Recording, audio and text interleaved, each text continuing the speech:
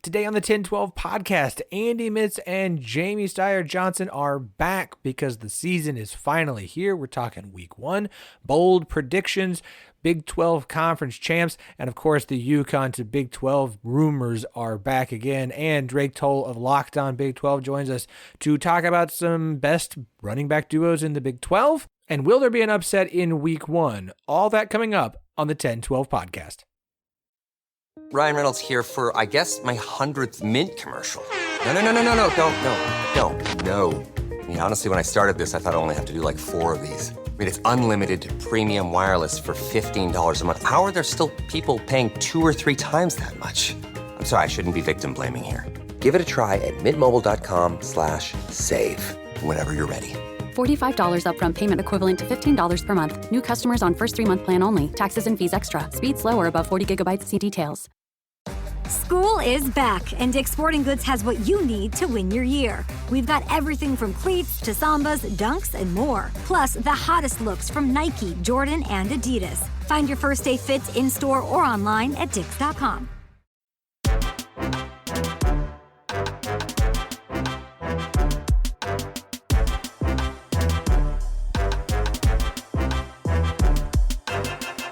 Welcome to the 10-12, the podcast that covers all 16 teams in the Big 12 Conference. We are, of course, the flagship show of the 10-12 Network. Find every show on the network at 1012network.com. And we are partners with Sports Social, Europe's biggest sports podcast network. I'm your host, Phillip Slavin. Thank you for joining us. The off-season has ended. Winter is gone. The long wait is over. The season is here. Yeah, week 0 happened until the Big 12 finally agrees to my demands of a week 0 game in Mexico. We will enjoy week 0 with slight interest. Kind of like when you get to like Christmas Eve family time, like you get to open some presents, but it's not the same thing. Like it's not like, yeah, okay, cool. It's not Christmas Day yet, but it's fine. It's good. It's awesome. There's still some presents. Game week is this week. Big 12 action starts Thursday. It's week 1 of the season. And that means that we are doing this show the way we do this show in the fall with 2 of my absolute favorite people that I have not talked to in too long, have not been on this show in too long, and make their glorious return, much to the chagrin in at least one case of Kansas State fans. He is the host of the Rock Chalk podcast, part of the 10-12 Network, our Kansas Jayhawk diehard, Andy Mitz. Yeah, it hasn't been that long since I've been on here, but I did just finally kick off our season over on the Rock Chalk pod as well. So, ready to get back at it. Only 4 days until Big 12 football.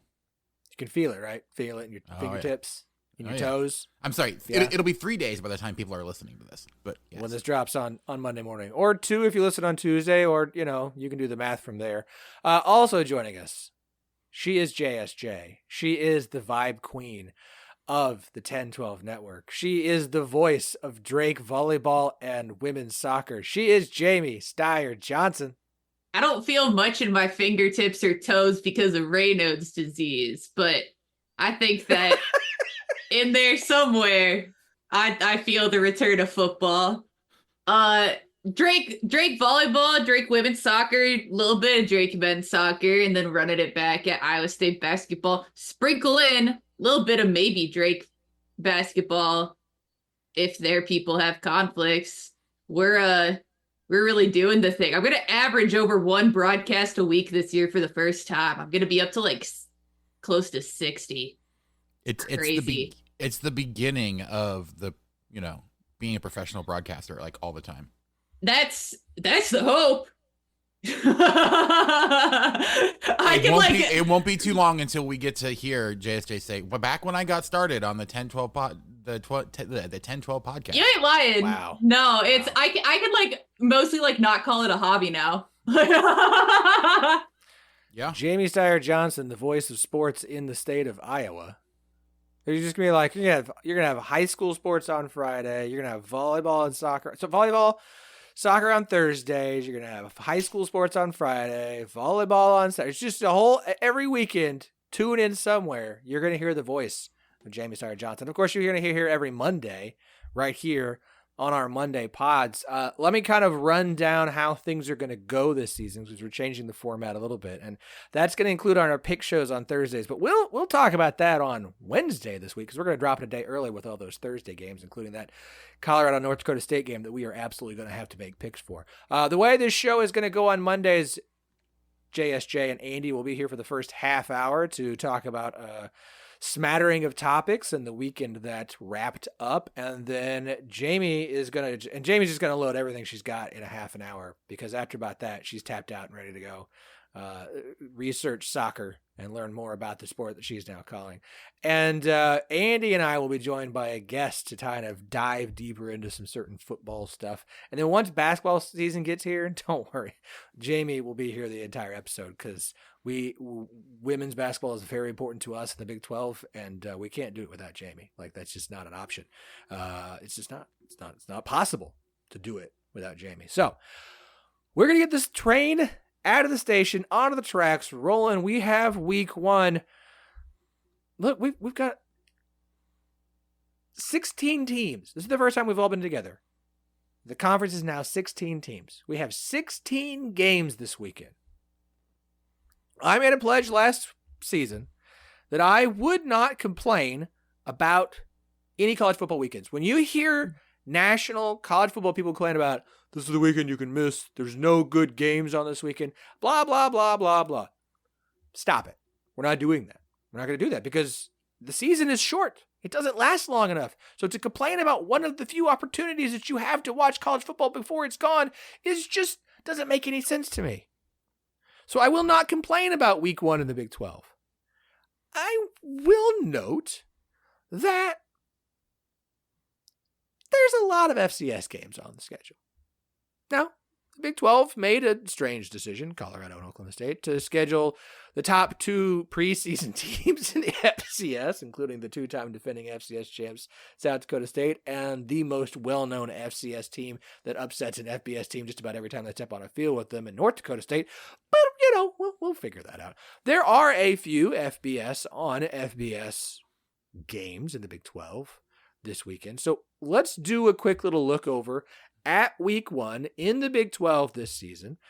We usually save this stuff for the end. We're going to move things around a bit. It's a new season. We can do whatever we want. So we're going to start by looking at week 1, and then we'll do some stuff for the rest of the weekend.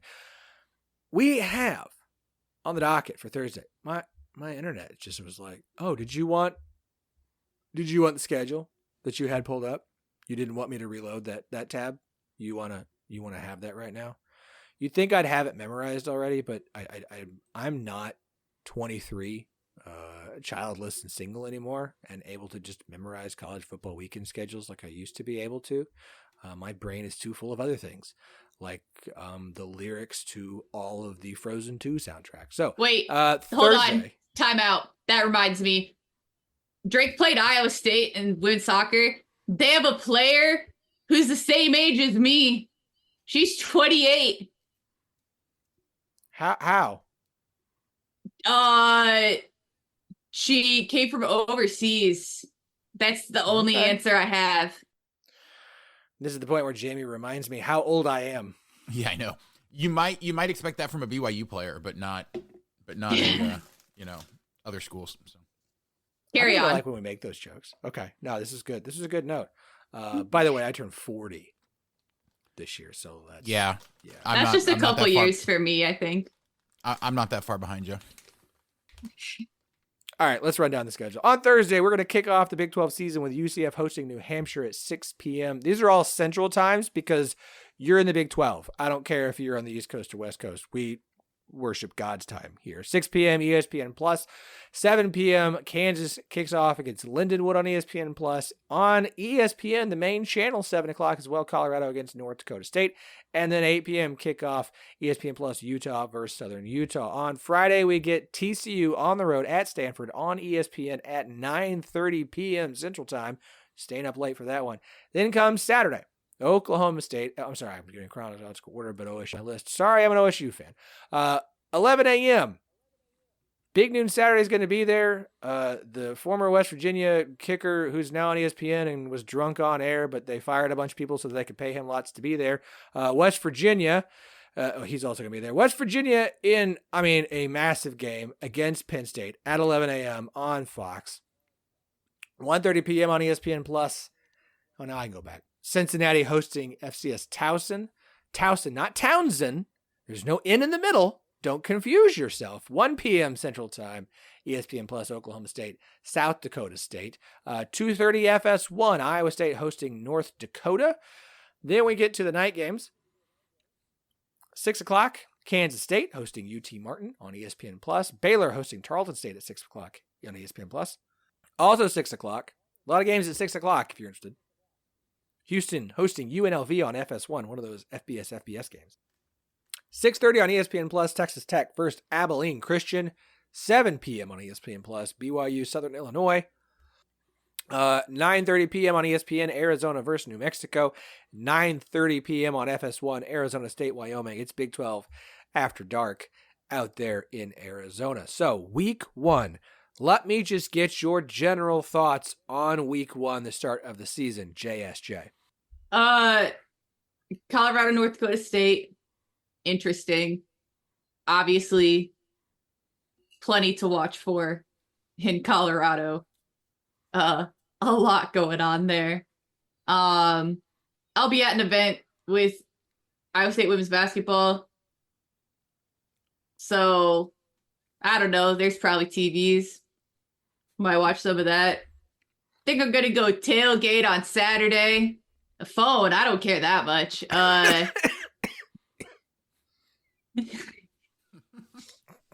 You've known me longer than that. Saturday I think I'm gonna go tailgate. It's a high of 83 and sunny, which is great. Ooh. Compared to today when it was a real feel of like 106, and so they moved up the Drake game to 10 a.m.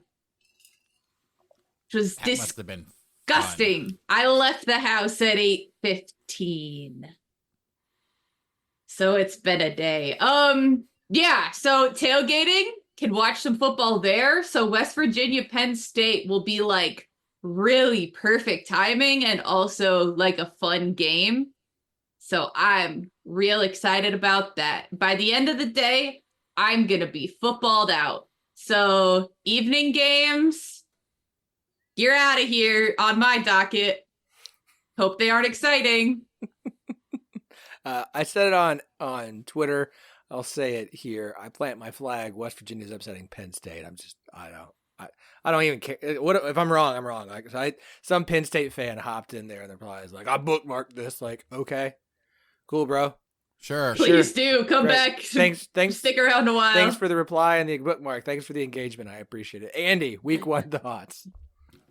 I would say I work with several Penn State fans, so I will thoroughly enjoy that if that does happen. Please. I mean, that is obviously the game of the week in the Big 12 for multiple reasons, not just the fact that it's, Penn State. I think that's probably going to be one of the closer games, to be honest, if you're looking across the entire slate. I don't think Arizona's going to have a problem with New Mexico, but that's probably the most interesting one in the evening. I'm a little interested to see how BYU does against Southern Illinois, because it'll be an early kind of look at, is BYU going to be any good at all this year, or is it going to be a really, really long year out there in Provo? So the other ones that really kind of jump out, like I'll be interested in Houston UNLV, mainly because selfishly Kansas plays UNLV 2 weeks later, so I kind of want to get a sneak peek of what they look like. But unfortunately, there's not a lot of really good must-see games. Obviously, that Colorado North Dakota State, the Colorado North Dakota State one's going to have a ton of eyeballs on it. But Colorado can't get a bunch of goodwill by winning that game this year like they did at the beginning of last year. So it's going to be a little bit of a different feel for them, I think, this time, and we'll see how Dion handles it, given the way he's handled media stuff right now. So it'll be interesting. Careful, Andy. We might be blackballed from Colorado football media events if we say anything else. Obviously it means when they come to Arrowhead, they won't let me ask Dion any questions. Dang it. Obviously that Colorado North Dakota State game is a big one on Thursday. TCU at Stanford on Friday is just at least interesting. It's one of 2 games TCU has the non-con against ACC teams. I'm going to repeat that.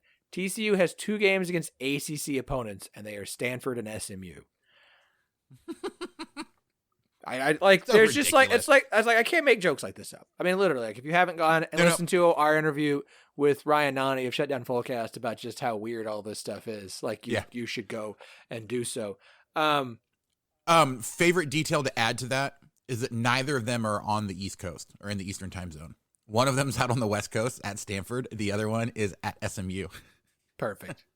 No notes. Oklahoma State, South Dakota that State makes it so much better. is interesting because, of course, South Dakota State, like that game is going to be closer than. It's going to be a close game. If you go look at Bill Connolly's SP Plus rankings, and he does like the list where he does like all of FBS, FCS, D2, D3, NAIA, which is just incredible stuff. South Dakota State's like top 40. North Dakota State's like top 70. And y'all, they're Power 4 teams ranked behind both of them. If I remember correctly, SP Plus, North Dakota State's 1 spot ahead of Colorado. So, these are not FCS rosters. These are G5 rosters. If you put North Dakota State or South Dakota State in Conference USA this year, they're winning the conference. Period. End of story. So, just take that for what it is. Obviously, West Virginia, Penn State's going to be huge. BYU, Southern Illinois. I said it with Sam Herder on our Big 12 FCS preview. Like that's, if I have to pick a Big 12 FCS upset, that's the one I'm keeping a very close eye on. Arizona State, Wyoming. What does Arizona State look like? Wyoming's spicy. Like that's an interesting one to keep an eye on. So there are games of interest. Obviously, like Tarleton State's ranked. I've already seen. They won their opener. Baylor fans are already like, wait, they're ranked? What's happening here? Baylor's got what happened? And then look, Houston, Willie Fritz era, getting started against UNLV. See how they look like in their first game. So there's plenty of interesting stuff going on in the Big 12 in week 1 that you don't have to watch every game. That's okay. I'm not going to. I would love to. I host a Big 12 podcast. I'm not supposed to be like, I watched every single game this weekend. There's 16 games. It's not like when it was 10. Highlights of every single game. It was one thing when there were 10 games. It was like, I can get 8 of these. I can pull that off before we podcast Sunday night. There's 16 teams. I will commit to watching highlights from all 16 teams, but that's about it. Like I'm going to use a 3-day weekend to do a lot of like getting the house put together and yard work and stuff so we can host a watch party. So like, I'm going to do things. Don't worry. I have a TV in the backyard. I'll have it on while I'm doing stuff, and I'll mow early. Anyways, okay. I do think week 1 is at least interesting. It's not the sexiest week, but I can complain about it because it's college football, and we've been waiting a while. All right, guys. Sorry. Folks. People. Jamie doesn't care, I know. Let's just knock this out. Big 12 champ. That's what everybody wants to know. Who are you picking? There's 16 teams. Everyone's got the media's picked favorites. This is the Big 12. Good luck figuring out who it's going to be. Andy, who's winning the Big 12 this year? In a shocker to absolutely no one, I'm actually going to go with Kansas. I'm going to agree with Kirk Herbstreit and say that Kansas is going to win the Big 12 and go to the CFP. It's about the schedule for me. That's I really wondered what it if I comes didn't down say to. anything, about you this. just dive into Yeah, I know. Yeah. Oh, yeah. No, for sure. I mean, I can hear right now. I can hear all the Kansas State fans just going ballistic right now. Scott at Bosco's Boys is going to DM me or text me. Oh, he of will course reach he will. out to me as soon as he listens to this and goes, and he'll either be like all caps But- Andy or how could he possibly pick? Let me put it this way, okay? Kansas is probably the only team in the Big 12 that realistically could run the table and it not be somewhat of a surprise. Mainly because of who they have on the schedule and when they have them. Like, the only one that would be mildly surprising for Kansas to win would be at Kansas State.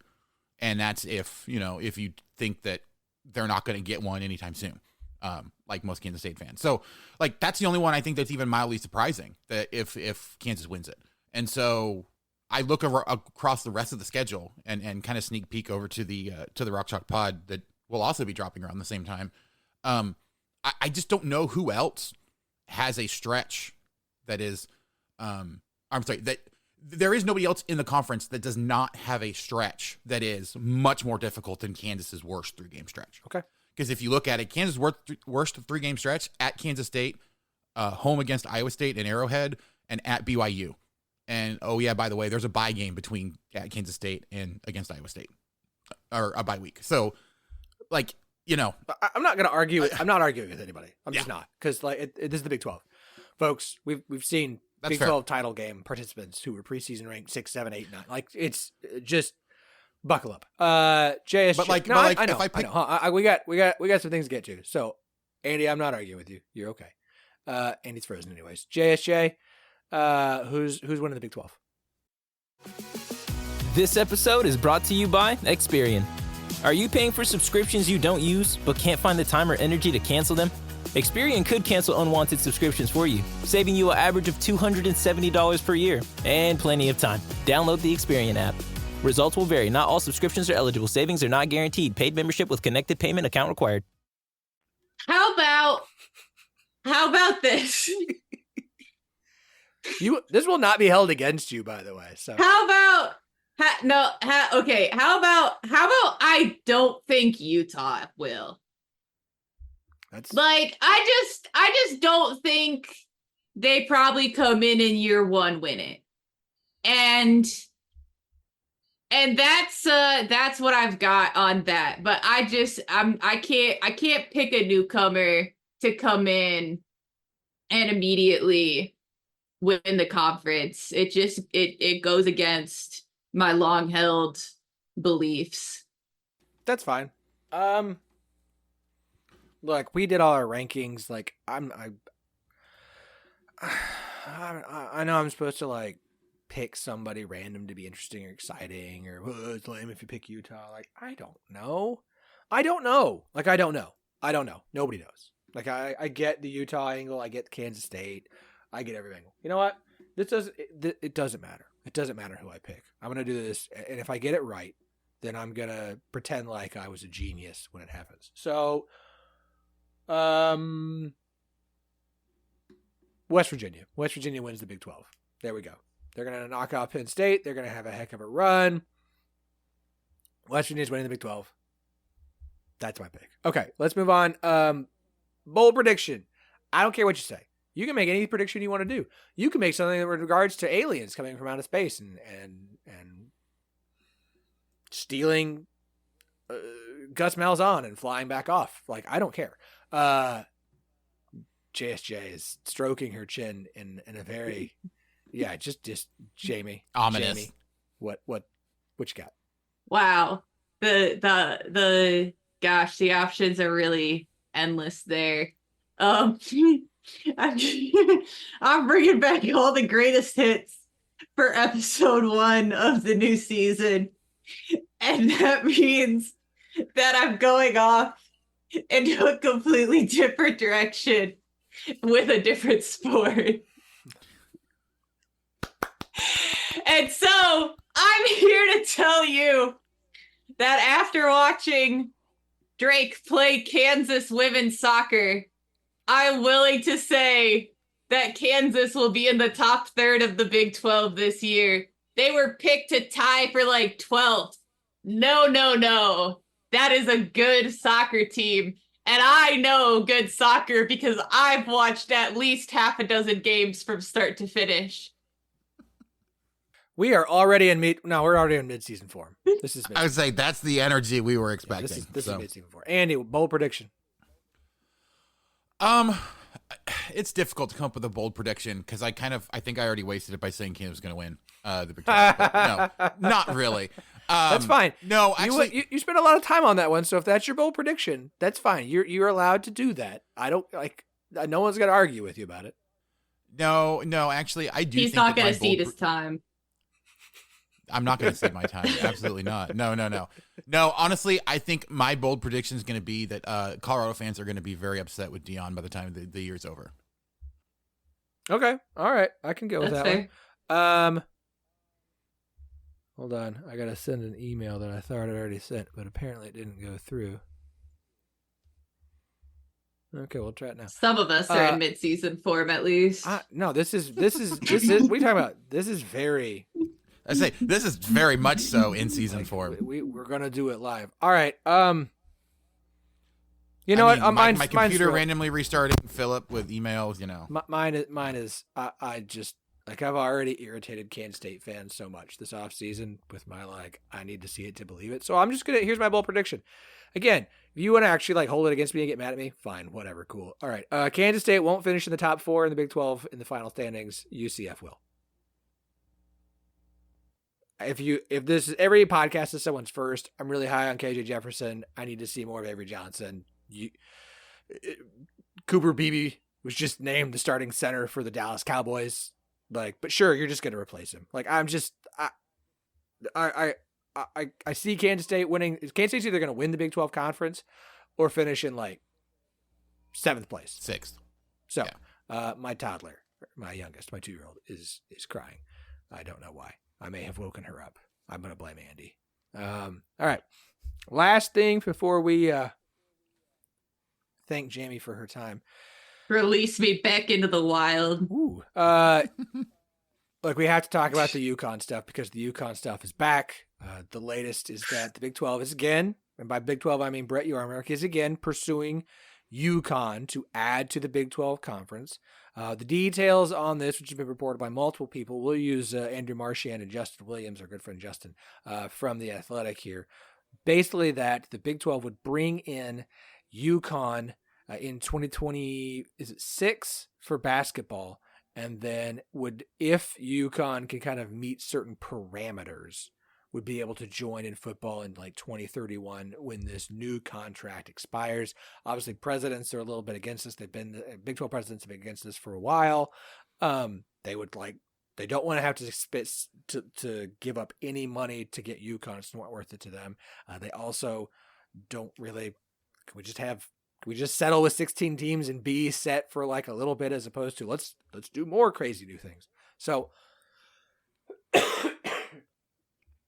I am indifferent on this topic. The Big 12 doesn't need to be more of a gauntlet than it already is.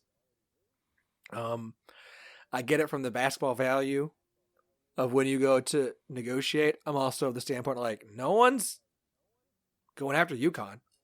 You don't have to hurry. Just wait. Why are we in a hurry to do this?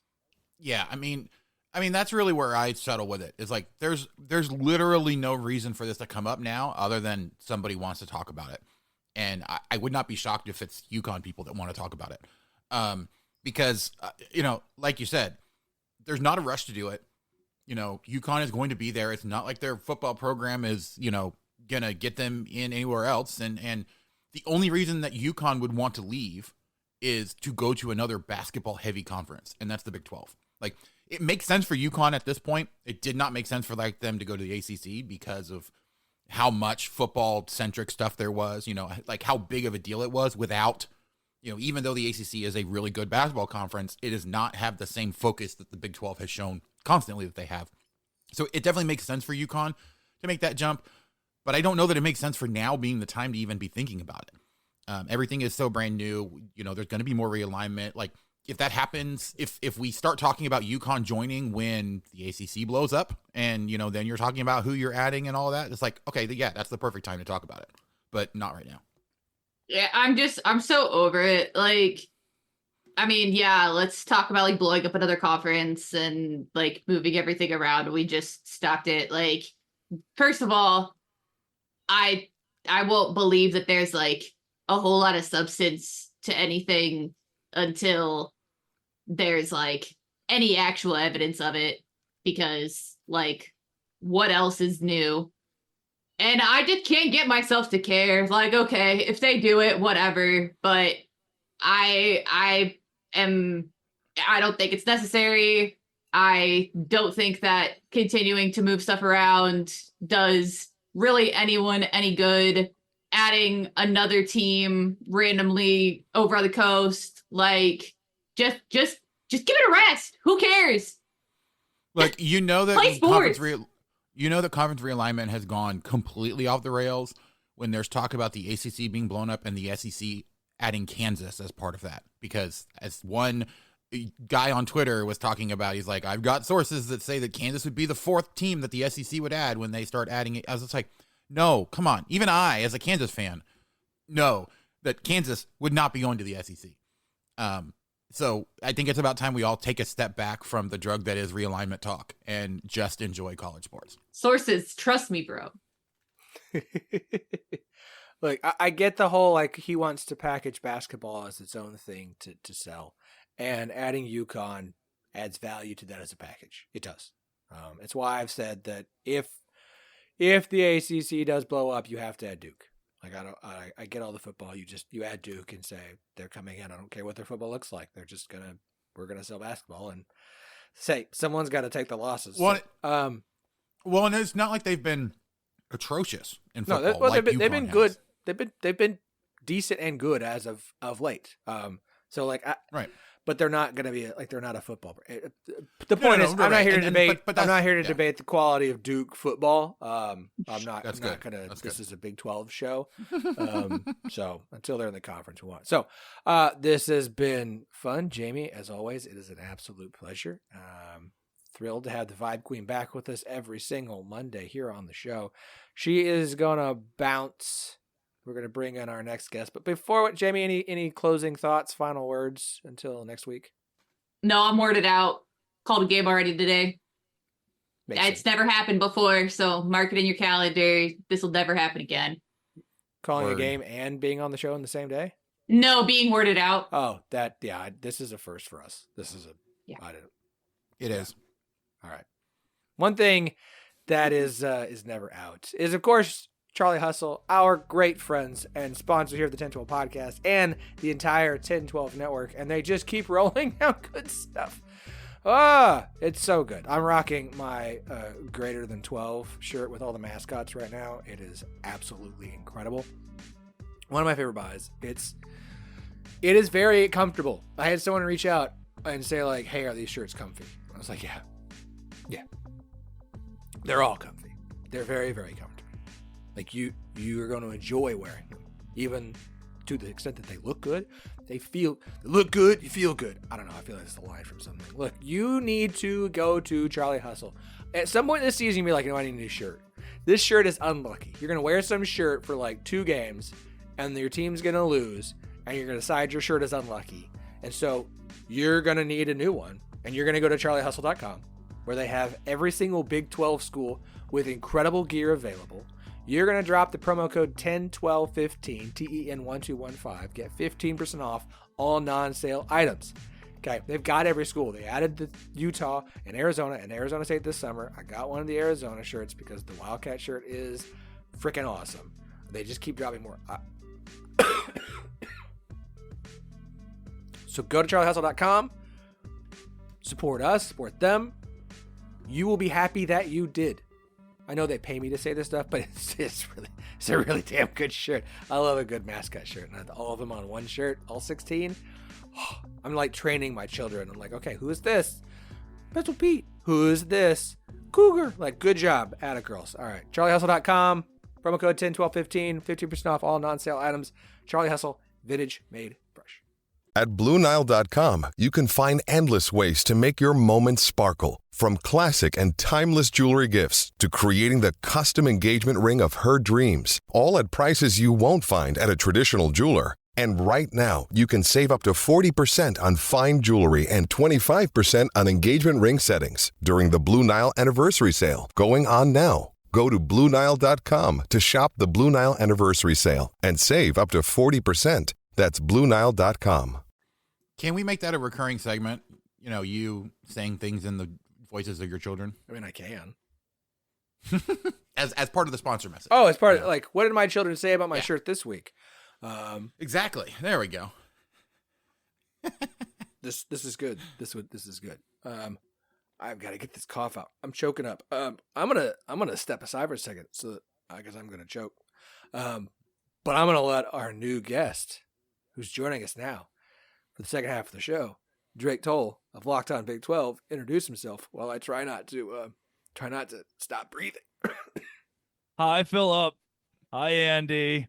One of the two of you can currently formulate a sentence. Andy, I think that's you. Always a pleasure to join the show. Allegedly. If I read the bio that I recently had to write a bio for a like keynote thing, and I asked ChatGPT to do it. and it'll do that Oh, for you no. apparently. And according to ChatGPT, I'm the most handsome guest to ever come on the 1012 network. I don't know, not my words, not mine. ChatGPT. Currently the host of Locked On Big 12, former host of Locked On Baylor, graduated from Baylor in 2023. Proud native of Valonia, Arkansas, not too far from where Phillip's spotted up right now, just outside of the Harding region. And now I not only host Locked On Big 12, but also do play-by-play with the Savannah Bananas organization and travel the country wearing a fur coat and a onesie, which is the fun day job that I have. I mean, that is a bullet point to put on the resume. You know, something. Traveling the country in a fur coat and a onesie. I am doing that constantly, and I will say ChatGPT apparently has never met Shehan Jaraja. So. Yeah, here's the thing. I was going to say, I'm not sure you're even the most handsome or well-dressed Baylor guest to come on the show. yeah, I think Shehan has you beat. that dude's yes, but does he have the wherewithal to wear a UNC Tar Heels hoodie? Future member of the Big 12 Conference. See what I did there? See what I did there? No, he Exactly. doesn't. He doesn't. No. So No, okay. he does Some not. gall No. in the choice of attire There we today. go. Interesting. So I'm rocking Big 12 mascots. You're over here with a Tar Heel shirt. Like, okay, all right, Future, all right, visionary. Fair. That and my IBC root beer. Well, good. I'm just drinking water because my throat needs it. All right. So drinks here for two particular segments we're going to do. And this first one was brought about by my time spent in the Wide Right 90 Light Discord. We, of course, have a 1012 network channel in there. Wide Right 90 Light is our Iowa State representatives. They do a great job. If you always don't know who they are, like I don't know how you don't know, you should. And feel free to hop in the Discord. I'll put the link in. It's a ton of fun. But it was a debate between Levi of Wide Right 90 Light and Joe Goodman of our Baylor show, the Bear Den, in which Levi made the point that Iowa State had the best like wide receiver tight end trio in the Big 12. And I was kind of like, well, I'll go look. I did some research. We're going to get to wide receiver tight end trio here in a minute. But this is the year of the running back in the Big 12. And we've got a lot of new people in this conference. And so it led me to kind of going, okay, I'm curious about let's make some predictions on this season about three things. We're going to do the best wide receiver or running back duo in the Big 12. Who's got the best running back duo heading into the season? Who has the best wide receiver tight end trio? And I don't care if you do two wide receivers and a tight end or best one wide receiver and two tight ends. That's fine. You guys, I'll give you that freedom. And then what's the best quarterback wide receiver duo in the Big 12 this season as we head into it? That's what we're going to talk about here. And then we've got something else for the end. But we're going to start with running backs because this is the year of the running back in the Big 12. This conference is loaded with good running backs and names that we all know. Don't we say that every year? Not like this year. Ollie Gordon, Taj Brooks, RJ Harvey. I know. It just feels like last year we said this is the year of the running back in the Big 12, and it's never been like this before. It just feels like we say that every year. But then you bring back all these guys that you bring back, right? Like Jonathan Brooks is the only one you lost. Yeah. You got DJ Gibbs. I'm not saying it's not true. I'm just saying it sounds like we're a broken record. So. Well, if it is, it is. Then we can call it the era of the quarterbacks. And you've got guys that we aren't even really talking about much. Like, I think like Arizona State, Cameron Scadaboo could be solid. We'll see what Evan Pryor and Corey Kenner look like at Cincinnati. So, best running back duo, because there are some options as far as loaded backfields here in this conference. Drake, as our new guest here for this segment, who do you think is the best running back duo in the Big 12 this season? Oh, funny you ask me, Phillip, because I took notes. And I have two running backs. You've mentioned neither of these names. And I think they create the most dynamic running back room in the league. And they belong to the West Virginia Mountaineers. We go to Morgantown, West Virginia, where we say hello to the Big 12 leader last season with 7.7 yards per carry, 9th in rushing yards, while finding pay dirt on the ground 4 times. He is Jaheim White. And guess who's back there with him? CJ Donaldson. So if you're like, hey, this guy's fast, I'm not really into fast running backs. Well, wait a second. This guy's powerful. I'm into powerful running backs. I love what West Virginia is going to give us this season. I think that they are in a really good spot to shock people from a running back standpoint with a couple of, like, CJ Donaldson's 20 years old. And I love him. I love him. He was one of my favorite guys, most unsung guys in the Big 12 last season. And I think this year he's going to be a star. Jaheim White's a star. You want one guy to be fast, want one guy to be the big, bulky, burly guy. You got it. And West Virginia's got the best running back duo in the conference to me. They're going to be, how you say, good at running the football with a guy like Jaheim White, who was damn good, and CJ Donaldson, who had double-digit touchdowns. I just realized I should have transitioned into you by pointing out that we talked a lot about Drake, soccer, and volleyball, and now we welcome Drake to hold on to the show. And, it's just sometimes the opportunities, they fly by, and I miss them. No, I think it's a great one. I would say at worst, they are the most underrated running back duo heading into this season because Garrett Green does so much on the ground as well that I think he takes rushing yards away from them. Can we say they have 3 running backs? Can we give Garrett Green also this is the best running back trio in the Big 12? Because Garrett Green's legs are really good. I think combined with that offensive line, it will be the best rushing attack in the Big 12 this year.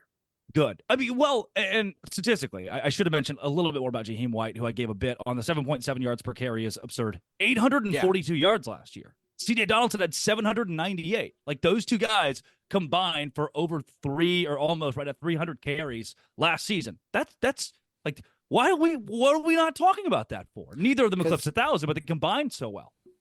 It's because they're so good together. Yeah. That you're not going to get the credit that Ollie does by having to be the guy, or Taj Brooks is by having RJ Harvey. The guy. Yeah. And so, like, I completely agree. Like, they are fantastic. It is a great 1-2 punch. Garrett Green steals some of the spotlight from them. It's a fantastic pick here. Andy, what you got? Yeah, I mean, look, I think everyone expects me to say Devin Neal and Daniel Highshaw, and I could, and it would just be, because Devin Neal is probably one of those guys that is going to, he'll be, I have him probably finishing second overall in terms of individual behind Ollie Gordon, just because you can't pick against Ollie Gordon. I think that there was a lot of potential that he didn't get to see last year just because of kind of the way everyone keyed in on him, and having Jalen Daniels back on the field is going to open things up a lot for both him and Daniel Highshaw, which is saying a lot given the fact that it was already pretty open for the running game for the Jayhawks last year. But look, I mean, I look at that UCF running back room and I'm just like, I have a hard time picking against those guys. Like, I could pick 2 of the running backs and say that they're going to be the best duo, and they've got more than 2 of them. So, it's just, I mean, RJ Harvey, they're going to have a fantastic room. And if I'm looking at a duo to come out of it, I could, like I said, I could pick probably any 2 from UCF and be good with it. Look, I don't think that Devin Neal and Daniel Highshaw is a bad pick, and I'm glad you didn't, because I know everyone immediately been like, oh, you're just picking them because they're Kansas, and I don't think it's a bad duo at all. Devin Neal is fantastic, and I think Highshaw gets very much overshadowed by Neal, and he was a solid second guy with 626 yards and 8 touchdowns on the ground last year. I agree on UCF. RJ Harvey was, every time somebody would put out lists of like the best running backs in the Big 12 and all that stuff, for some reason, RJ Harvey always got left off these lists. And I just kept going like, this is dumb. Yep. How do you keep leaving off RJ Harvey? The guy was at worst the 3rd best running back in the Big 12 last season. Like, or at least of returners. Like, I don't understand the RJ Harvey slander. He's fantastic. Then you add Penny Boone from Toledo, who, what was last year? Oh, he just had 1,400 yards on the ground, 7.2 yards per carry, 15 touchdowns, 219 receiving yards as well. And RJ Harvey, who had 238 receiving yards, they both averaged more than 12 yards a reception. Like, it's gross. And this is one of those situations where RJ Harvey's probably going to have fewer carries and fewer yards this year. Yes. Because Penny Boone is so dynamic.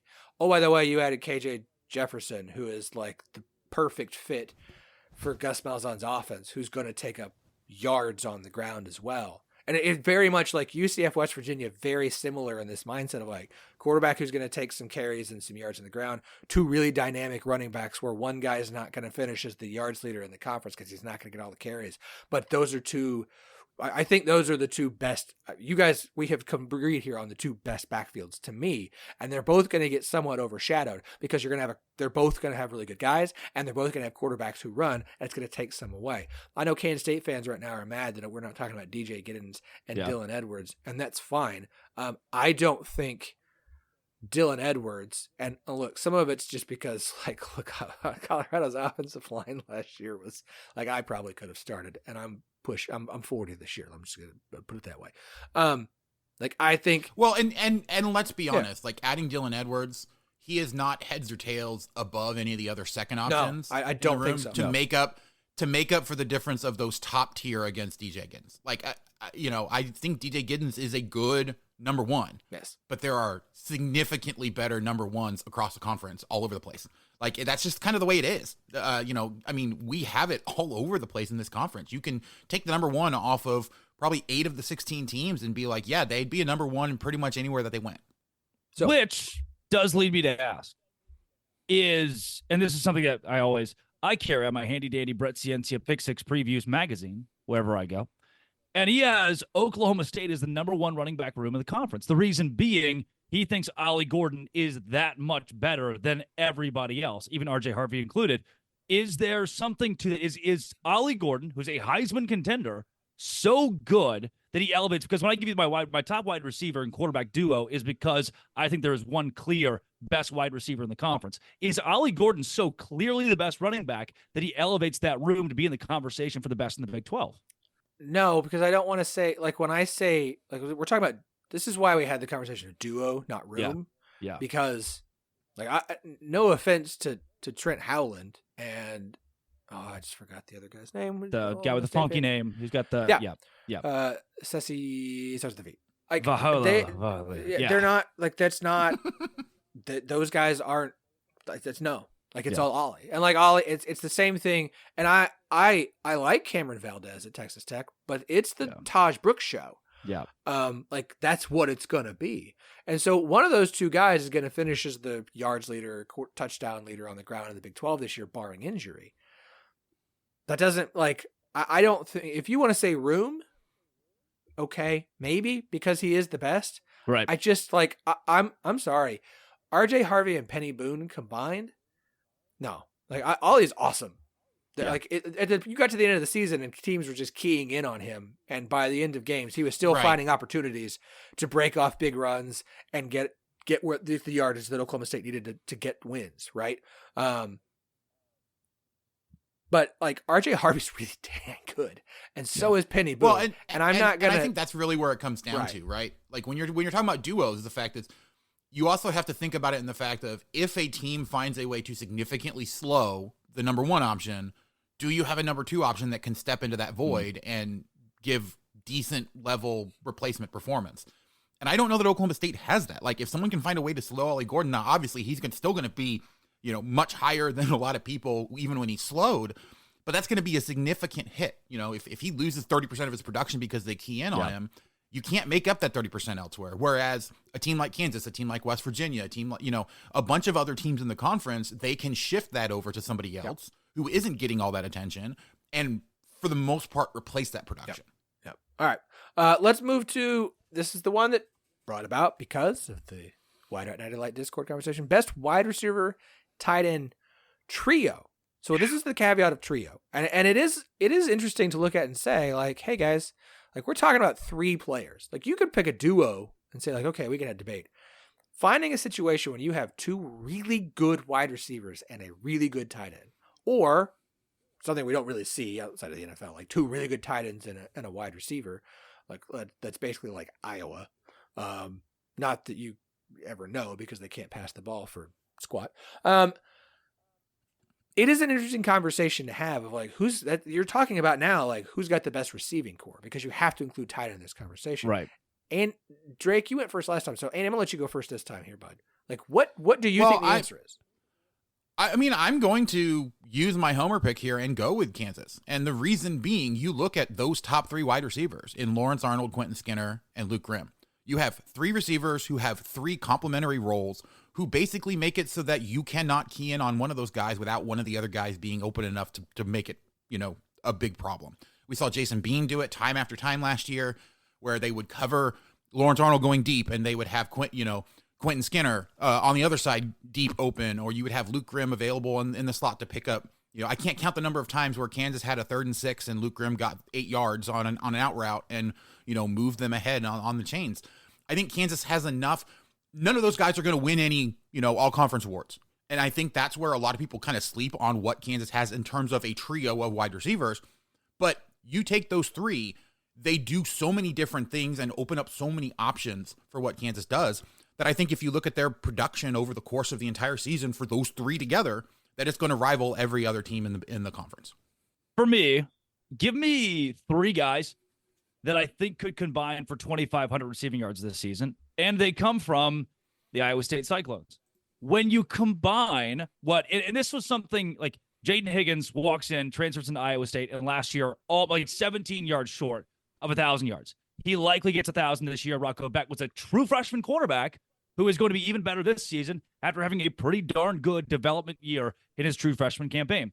Jalen Noel at Iowa State, same kind of 820 yards last year. If he takes another step, both those guys, all Big 12 honorable mention. So they could both easily be all Big 12 team guys at the end of the season. They're both going to make noise in the Big 12 this year. Now, the tight end conversation, I go back to, if we're talking about one guy that I believe is head over heels better than everybody else, it's Brent Keithy.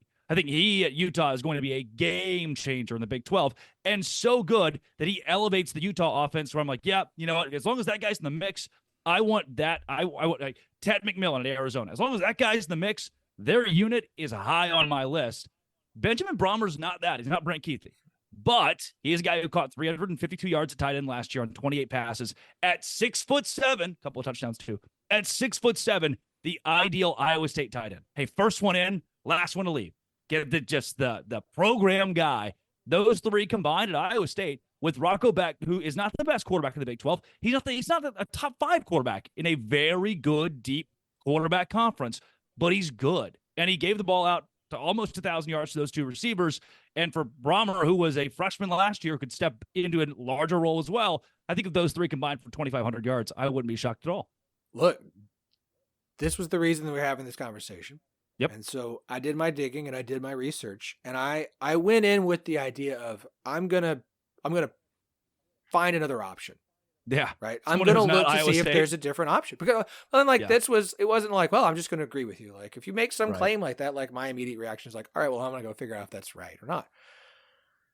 Drake, I'm with you, man. I kind of agree. Like Jaden Higgins is the top returning wide receiver in the Big 12 last year. Obviously, McMillan from Arizona would take that. But like of the teams who were in the Big 12 that were in the Big 12 conference last year, Jaden Higgins is your top returning wide receiver from a yard standpoint. Like him and Jalen Noel, like I don't love Jalen Noel, but he's continued to improve. The tight end is the question. It's going to be one to just kind of keep an eye on. He was a true freshman. But as far as a trio goes, the problem that I came to was like I could find some tight ends where I say, okay, maybe Jalen Conyers has a better year. Brent Keithy, absolutely, like Brent Keithy. But Conyers, I couldn't find 2 wide receivers at Texas Tech. I'm like, no, they are going to be better than Higgins and Noel.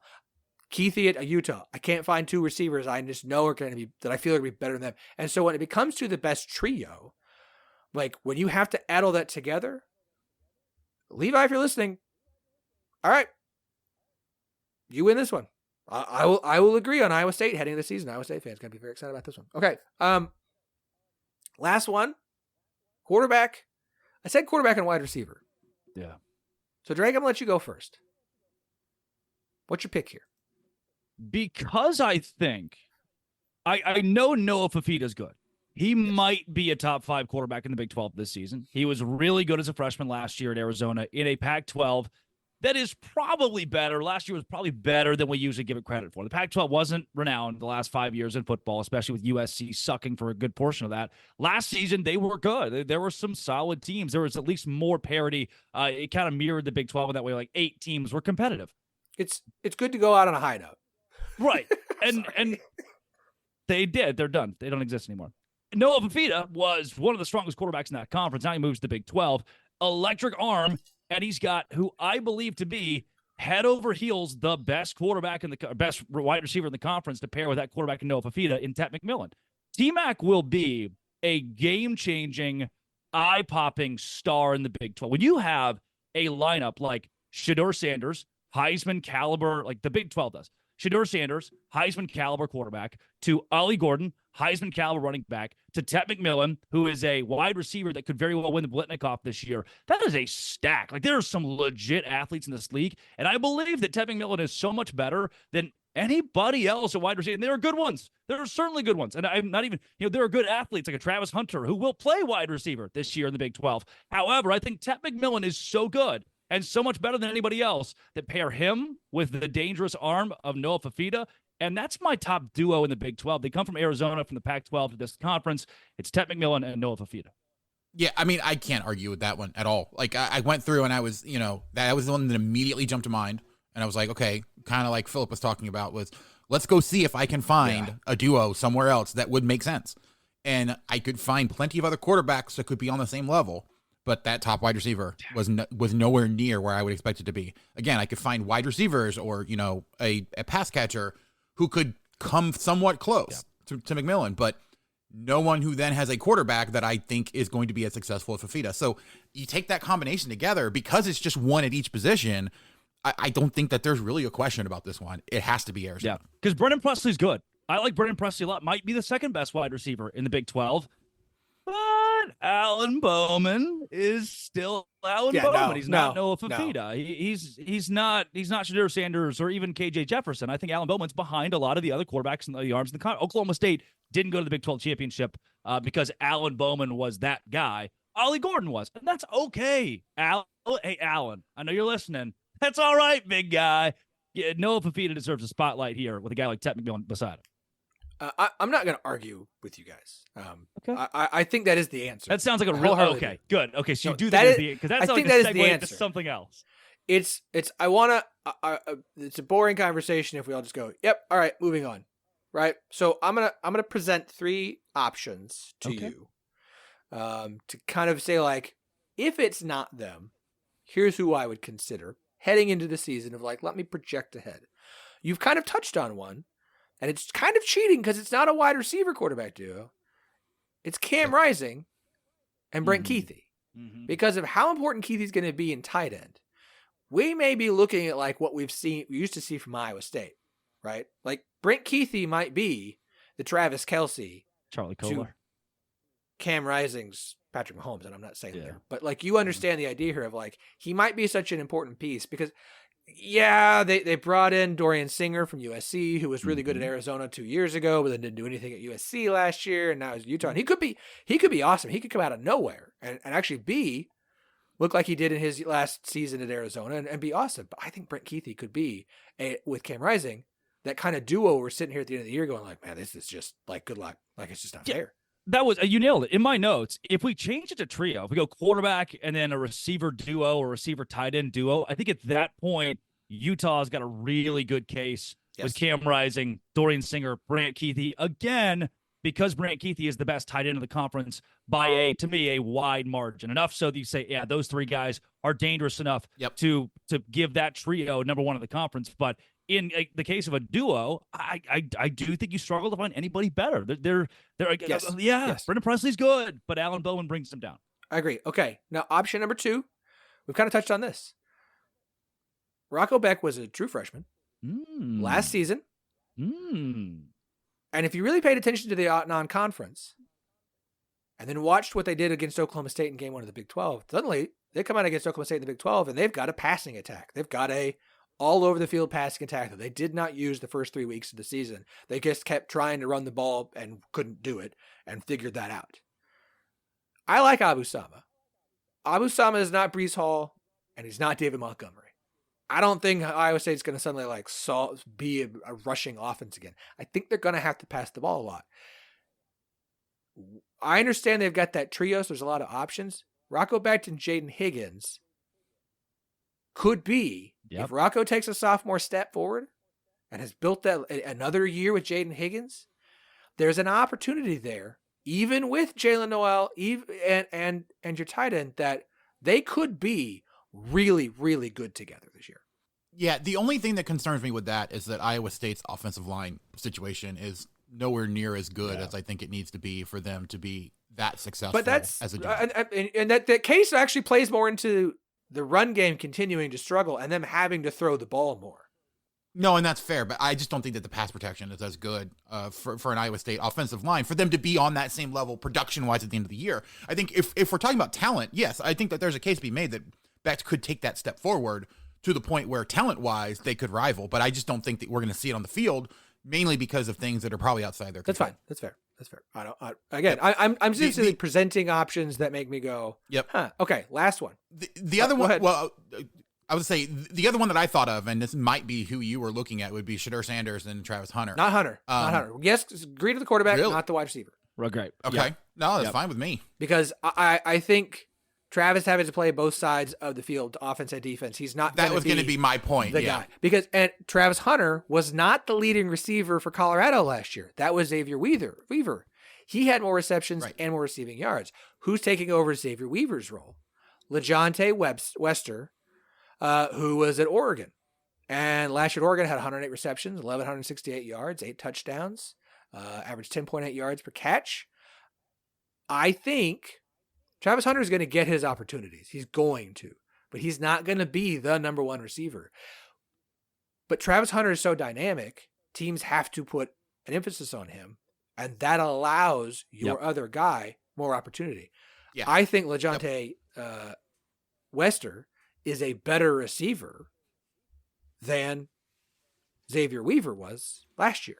So you're telling me he's going to probably come in and be your top target for Shedeur Sanders, and he's a better player. This is the wild card one to me of if Shedeur Sanders is that good, if the offensive line is actually a bit better, and you have a better new number one receiver, and your number two is the best number two receiver in the Big 12 with Travis Hunter, if they had a tight end, we could be having the court wide receiver tight end trio conversation here, but we're not going to because we don't have a tight end that I'm aware of. Like Xavier Weaver and Shedeur Sanders could be the duo here that kind of really is the wild card in the situation. Not Weaver, sorry, Weston. Yeah, that's fair. Okay. All right. This is fun. We're going to wrap on this. We've talked a bit about week one already to start off the show, but I want to end with a note on week one. And here's the question. As we mentioned, we only have 5 FBS on FBS matchups. We have 11 Big 12 versus FCS, but there are the marquee ones, North Dakota State, Colorado, South Dakota State, Oklahoma State. I mentioned the one that if I had to put money on to be a Big 12 upset by FCS, it'd be BYU, Southern Illinois. So here's my question for you, and you can take this either direction you want. Will there be an upset in the Big 12 in week one? Now let me make sure I emphasize this correctly. This is kind of like when I say 10, 12, 15, get you 15% off all non-sale items at Charlie Hustle. That doesn't mean first time purchase only. That means anytime you go and no non-sale items. When I say an upset in week one in the Big 12, that doesn't mean that the Big 12 team has to be the team who was upset. I'm about to scream West Virginia so loud right now. Oh, just boom. I set the table. I set the table for this. Dun dun dun dun dun dun. dun. Everything's gonna bum bum bum bum bum bum bum bum. Here they come, the West Virginia Mountain, and then it's to Penn State and West Virginia, and there's Neil Brown. It's goofy Uncle Neil Brown on the sidelines. You just look at him like, what a. The beard, the goatee, the facial hair. He's got a little more swagger. There are some I love the Neil Brown lore. There's some old clips of him at Troy where he's just a goofball, just a little doing music videos and stuff. And he was so fired. He was so fired last year going into the season. Like dead man walking. It was weekend at Bernie's. That's the guy who's kind of supposed to coach our football team, so we don't have to pay this buyout. And then he wins games. And now he brings a West Virginia team with dynamic running back duo. I think they're unsung. West Virginia's kind of always been that way. We didn't really talk too much about them. I remember going back to those Kansas State teams that were really good in the early Big 12 West Virginia days. And the Baylor teams, they got so much publicity. West Virginia's just the oh, wow, cool, good for you guys. And Hudson Clement being in the wide receiver rooms, this guy who could be a star. And then you go Garrett Green, who's really good at football. And I think West Virginia over Penn State, because it's in Morgantown, is not that great. James Franklin, discipline. Guys will be ready, no doubt. But I'm going to convince why not? I'm the Big 12 guy. I'm going to convince myself that West Virginia is going to beat Penn State this weekend. I mean, I've already said on the show, like I planted my flag. I planted my flag on Twitter weeks ago. I'm planning here. Like, I think this is going to happen. Andy, I'll let you go. Then I'll leave. I'll finish with one last note. Yeah, I mean, I was going to say Penn State, West Virginia, like that's the only one that I could realistically see an upset happening that would actually, I would consider to be an upset. Like Southern Illinois losing to BYU or Southern Illinois beating BYU. I don't know if I would necessarily call that an upset if BYU has the problems that a lot of people think that they're going to have. Like it is BYU, in a lot of is a 16.5 point favorite according to ESPN. No, and I do understand. It's not a ton, honestly. But I do understand that like a Vegas upset it will be, but like if we're looking at this now, would it surprise people? No, not really. Like, I have a hard time seeing anyone who would be that shocked. I think there would people that would be legitimately shocked about West Virginia beating Penn State, and yet I don't think that they should be. Yeah. And like you said, like I do think that this is a game that West Virginia is going to win because they're going to be at home. I mean, I think that's really what it comes down to. They played Penn State really well last year, right? In a year that they were not supposed to be any good at all. And that was in Happy Valley. So bring that home with a team that has a lot of confidence, that is not dealing with the fact that their head coach is probably going to get fired at the first opportunity. This is a team that's going to be very confident, and I think they're going to kick their season off right that way. Might I say, we had some disastrous early games in the Big 12 last year, from Miami of Ohio to South Alabama. There was a point week 4 where I was like, are we all bad? Do we all look around and just decide to be bad now? There is a world in which we see Southern Illinois beat BYU, Wyoming beat Arizona State, Houston lose to UNLV.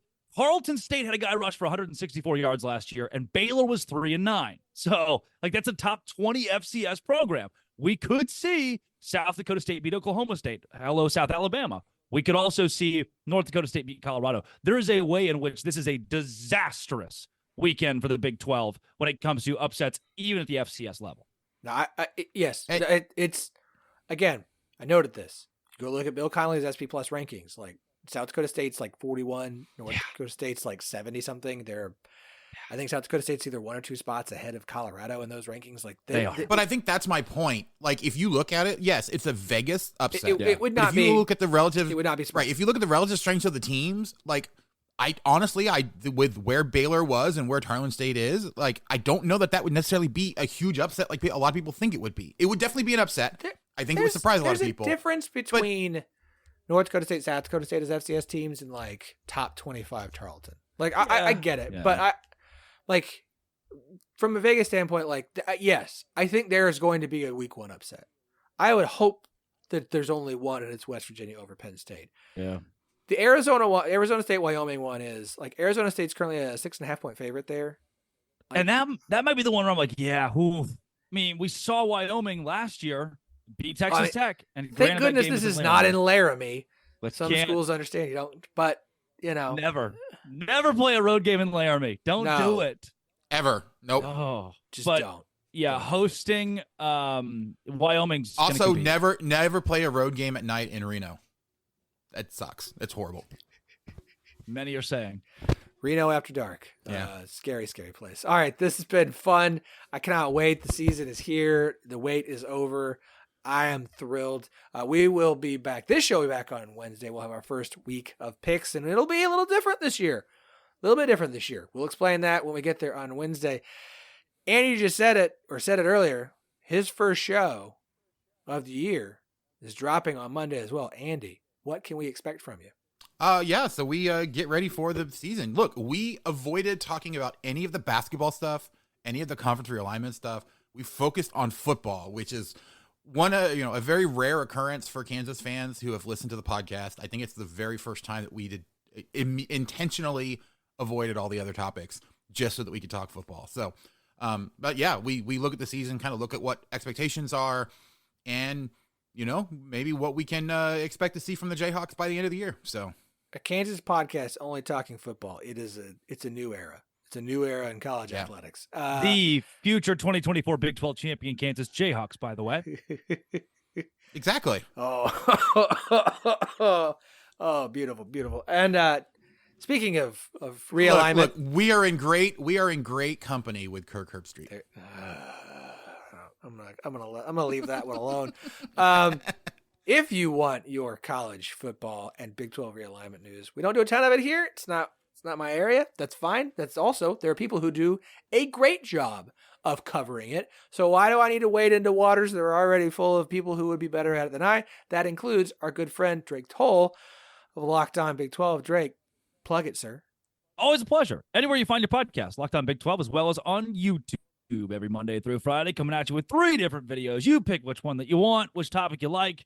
You get, boom, you click on it, and then I get to keep my job. The more of you that click on it, the better I am at keeping my job. And if you want constant journalism on the Big 12, listen to the 1012 Network and every show in its family, because Locked On Big 12 is meant to entertain you and educate you frequently about the major topics affecting the Big 12. 1012 does the actual, hey, here is meet the people that make this conference what it is. And that's why I love the 1012 Network. I appreciate that, Drake. 1012network.com. Find every show. We've got something for everyone except for TCU, Arizona, and Colorado, but you can get stuff from us here. And, of course, Drake, you should wear a onesie on your show. I feel like I should. If you need a TCU show, I will do it. We'll chat. All right, folks, we'll be back on Wednesday. We'll be back on Wednesday. We'll talk to y'all then.